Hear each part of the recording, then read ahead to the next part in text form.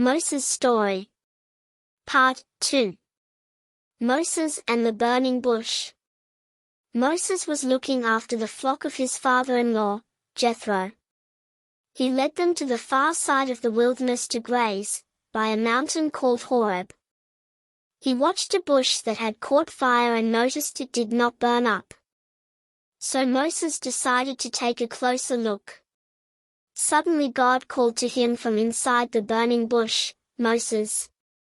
"Here I am, Lord," Moses replied. God told Moses to take off his shoes for he was on holy ground. "I am the God of Abraham, Isaac and Jacob," God announced. At this, Moses hid his face for he was afraid to look at God.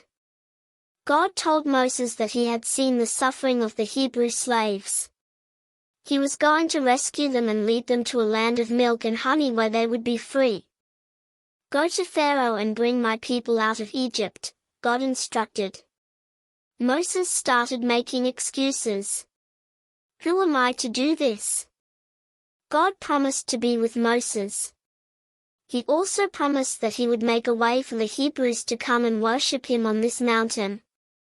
"But if I go to the Hebrew leaders, who shall I say sent me?" asked Moses. "Tell them, I am who I am, has sent you. I am the God of Abraham, Isaac and Jacob. My name is forever." God instructed Moses to go to the leaders of Israel with the message God was going to rescue them from slavery and lead them to the land he had promised.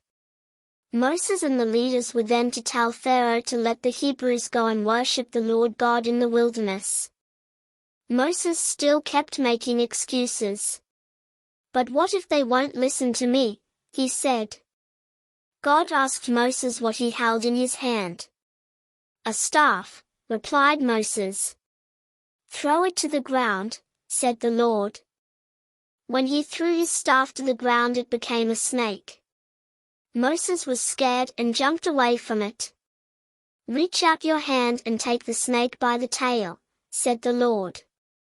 As Moses grabbed the snake's tail, it turned back into a staff. "This sign will help them believe," said the Lord God. "Now put your hand inside your cloak." Moses put his hand inside his cloak, but when he pulled it back out it was white with a terrible skin disease called leprosy. "Now put your hand back in your cloak," God ordered. When Moses pulled his hand out from his cloak a second time his hand was healed. When the girls returned to their father, Jethro, royal, he asked why they were back so soon. They explained how an Egyptian had helped them. "Invite him for something to eat," Jethro told his daughters. But Moses still kept making excuses. "I find it hard to speak well or very clearly." "Who gave people their mouths?" replied the Lord. "I will help you speak and teach you what to say." But Moses still made excuses. "Please send someone else to do this." God was angry with Moses. "Your brother, Aaron the Levite, can speak well. He is on his way to meet you. He will be your spokesman. Take your staff in your hand so you will be able to perform miracles." So Moses returned to his father-in-law Jethro and asked his permission to return to his people in Egypt. "Go, I wish you well," replied Jethro. Aaron had already been told by God to travel to meet them. Moses put his wife and sons on donkeys ready for the journey. "The Egyptians, who remembered what you did and wanted revenge are now all dead," God reassured Moses.